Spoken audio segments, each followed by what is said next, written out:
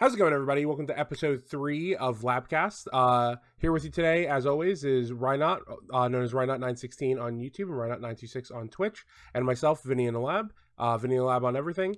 And so today we are going to be doing shiny hunting motivation. And I feel like this is a really interesting episode that we totally did not already film once because of our mishap last week. And so we're going to be discussing just why we shiny hunt, coming from like in general, like why we started shiny hunting, and then also like what drives us to shiny hunt now. We're both streamers on Twitch, and I do it as like my like primary job, so it's coming from a little bit of a different place, but it's interesting just to find out what drives us to do it. So right, why did you start shiny hunting in the first place? I think it was like watching other like Twitch streamers and YouTubers, and I'm like, oh, that looks cool. And then like when I realized what shinies were, it made me think back to my very, very first shiny encounter in Gen 2 that I didn't realize was a shiny, and I failed it because I was like, oh, I don't want a Kakuna on my team. I'm never going to use Beedrill. You're one of those. Yeah, and I'm like, I don't know why that Kakuna was a different color. It makes no sense. So I'm just like, whatever. So I click run. And then when I found out what shinies were, like, like the wheels started turning, and I'm like, oh, I ran from a shiny all the way back then. Well, that's fun. Yeah. So I don't know. I just kind of was like, when I would see like how excited people would get when they would finally find something, I'm like, oh, that like this actually looks kind of fun. So I just started to do like a couple of hunts. I don't think I had started doing any kind of like streaming or content creation at the time. I think I just did like the odd like off like just like a hunt by myself. And then when I got it, I was like, oh wow, like that's really cool. Because I weirdly didn't think that they like it felt kind of weird. Like I didn't feel like shinies were real. Yeah, it's like something that happened to other people. Like one of those It's like things. other people get shinies, but I'll never like, actually find something myself. And then I got one and I'm like, oh, this is actually kind of cool. And from like that first completed hunt, I was just like, I was hooked. I'm like, I have to keep doing this. This is so much fun. Yeah, it's so interesting. I don't really remember when I learned about shinies. It's kind of strange. I just remember knowing about shinies all of a sudden. Um and it was around Gen 6 where like I feel like the general person who played Pokemon started to know that shinies were a thing. And it might just be because there was so much more like online play and now streaming was a thing and YouTube videos were more of a thing than they had really been when the previous games came out, because there was a huge increase in how YouTube worked, and just like streaming platforms began to exist around that time in like 2013. I don't remember. I mean, I don't think I was watching any shiny hunting streamers like when I did my first shiny hunt, but my first shiny hunt was a chain fished Magikarp in X and Y, and I actually got it on the bus home from work, and like it was like a little disappointing to be like so exciting, but have to be like quiet because I'm on the bus, like, and don't want to be a freak at 11:30 at night, like screaming and stuff. But yeah, I like took pictures of it on my old garbage camera phone, and then well, I don't know, it was probably some Google phone, probably the G2 at the time, and then I put it on like Facebook, and it was my first shiny ever.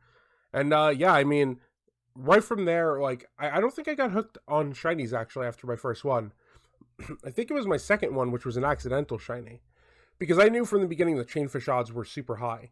So I was like, okay, like yeah, I got the Magikarp, but like yeah, it was a chainfish shiny. The odds are really high. But then I was doing hordes for EVs, and I just found a random shiny Mareep, and I was like, that's awesome, and like loved the shiny Ampharos, like was able to mega evolve it, so it was just super cool. And I think from there I started to do some more shiny hunts, and I really liked horde hunting for shinies as well.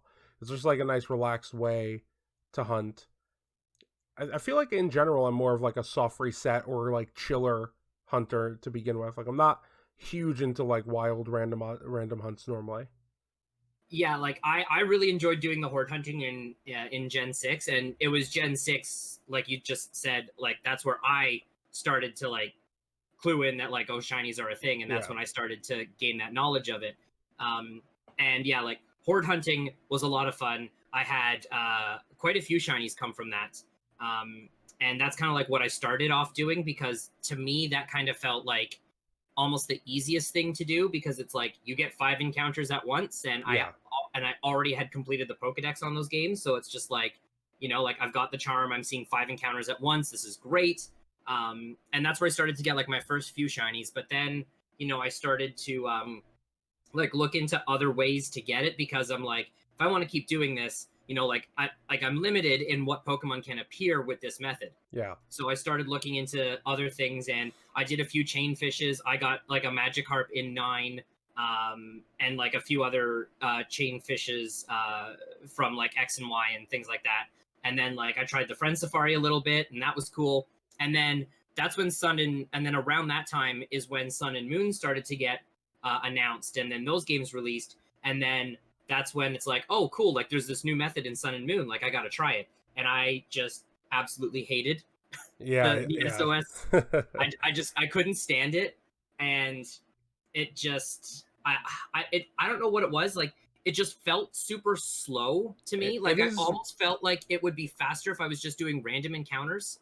Yeah, it has that feel to it for sure. Like the pacing of SOS encounters are really slow, especially anything with a lower call rate. You're just sitting there waiting for an encounter, but that in turn it has extremely high odds. So I guess that it is a very effective hunting method. Like it's one of the best methods that we have to this day for sure. If you do it in Ultra Sun and Moon, because yes. because the value would you would get to like 255, I think, and then the value would roll over, and then your odds would reset. Those base 2 overflows, they get you every time. Yeah, but so they fixed it in Ultra Sun and Moon. So if anybody's watching and you're doing SOS, don't do it in regular Sun and Moon. Unless you have no choice. If that's your only Gen 7 game, then it still does work. It still does work, but Ultra Sun and Moon is definitely the better choice. It actually reminded me that so I did some shiny hunting in X and Y, but then interestingly enough, I didn't really like Omega Ruby and Alpha Sapphire, and I had completely forgot about this. I got the game and I was like, oh god, this story again, because I didn't like Gen 3 when I played Gen 3 back in the day. So I was like, I can't. And I think I actually sold the game. I was just like, I'm just not playing it this time. So I was willing to just not have that game in my life. And then I started watching some streamers, and I don't remember his actual, his Twitch name, but I think his name was Kai. But he was doing DexNav, and I was like, whoa, what is this? And then like he explained how DexNav worked to me in the chat, and I was just like hooked from the first second. And I went and got like another copy of Omega Ruby, and I started DexNaving. And then I think you can actually see some of my initial hunts on my Instagram from years back, where I just like, there was one day where I got like 4 shinies. I just like went nuts, like doing hordes and stuff and doing DexNav. It was just a lot of fun. I think that's when I really got hooked into the shiny hunting. I think streaming and watching streamers in general has always been a big motivation to me for shiny hunting. Because like with Let's Go, when I first saw the trailer, I was like, okay, like I get it. Like you're trying to get more kids involved. It's trying to target the Pokemon Go audience. And then like day one, I didn't even have a Switch, by the way. I never had any interest in a Switch. And then I saw somebody playing Let's Go, and I was like, I need this right now. I was like, I saw somebody get an overall shiny, and I was like, this is insane. And that was literally the trigger. Yeah. I was watching somebody stream it, and she got an overworld shiny, and I'm like, wait, they're shiny in the overworld? And she's like, yeah. And I'm like, all right, be right back. Like, and I always what I dreamed house. about. Yeah, and I left my house, and I went to the closest EB Games, and I'm like, I need Let's Go Pikachu. And they're like, I was actually surprised at this. They were like, we only have the combo pack with the Pokeball left. We don't have the single copies. I'm like, fine, I don't care. Like, just give it to me. Wow. Yeah, I mean, I went out. It's like, yeah, I just had to go out and buy this game. It's amazing. It looks so good. Yeah, we literally went out that day, and like at the time, like Ash and I were like just starting newer jobs and stuff, and like we were saving money to like get an apartment, which in New York City is crazy expensive. So, but we like I'm not the type of person who like wants to go get something very often. Like besides Pokemon cards, which is just something that I always want, which I have to taper, all the time. But like for me to want like a thing is relatively rare. So like we actually went out and got it that day, and I just loved it. And then a month later or 2 months later, I guess I started streaming it. And yeah, I mean, streaming has been a huge motivation for shiny hunting, because like it's really nice to shiny hunt while you have something else to do. And being part of like a conversation is really great. And that's why I encourage people to like hang out in a stream while you're hunting, and like, even if you're not actively typing, listen to the conversation. If you have something to say, put your input in. Even watching a show or a movie, that's what I used to do before I would stream with the older games. But like it really helps to, if it's your main focus, you're going to get frustrated quicker, I feel. And then it's easy to lose motivation.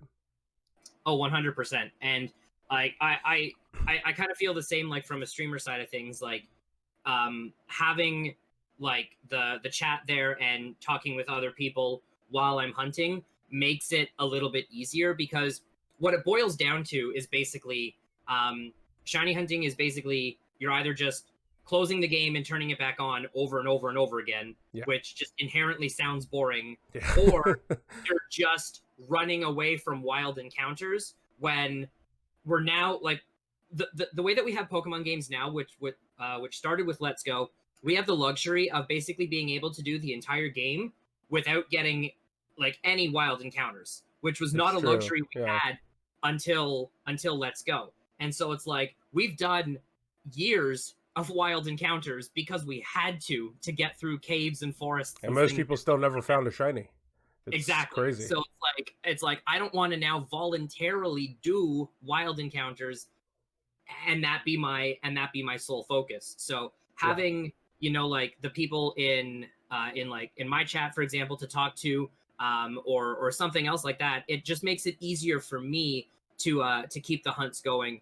And so like it kind of like works out for both people. Yeah, for like sure. For like us as streamers Symbiotic as well. Exactly, yeah. And especially when you get to insanely over odds hunts. Yeah, I was about to bring this up. So yeah. For those of you who haven't been tuning into Rynot streams, there's something wrong with you firstly, but he is at 6,900, right, for Regieleki? Yep. For those of you that don't know, I went to 75.45 for Drago, and Rye is only 103 away from his worst hunt ever, which was Galarian Stunfisk in the caves. What keeps you motivated on just a dumpster fire of a hunt like what you're currently on? So for this right now, the biggest thing is that just rage. Yeah. And just like I just want to get this, like I just want this stupid thing to shine. Yeah, it is part of your Gen 8 Shiny Living Dex, to be fair, so there's that added motivation.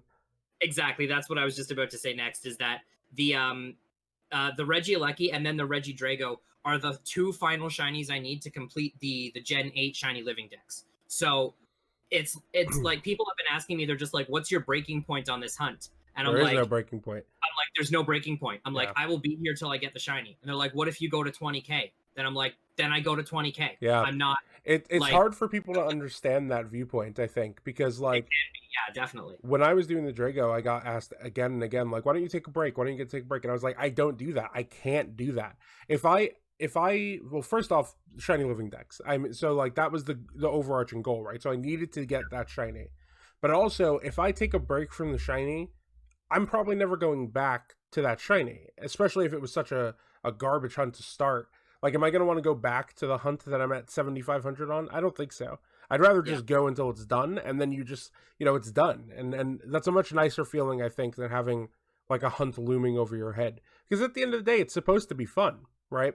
So exactly. Like, you don't want to make it an obligation.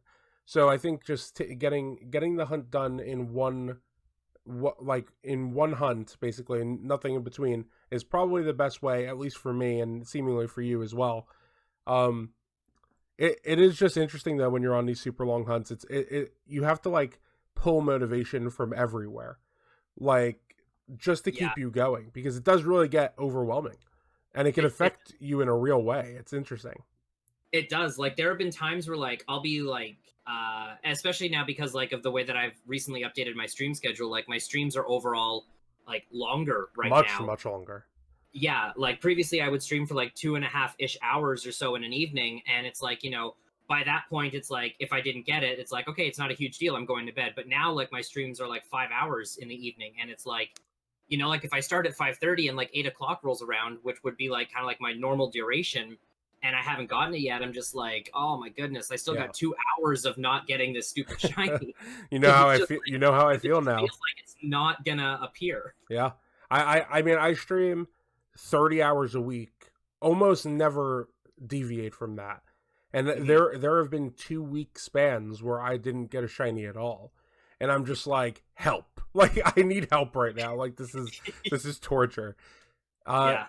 yeah, but I'm going to find it interesting for when I go to do other hunts and the shiny living dex isn't the overarching goal.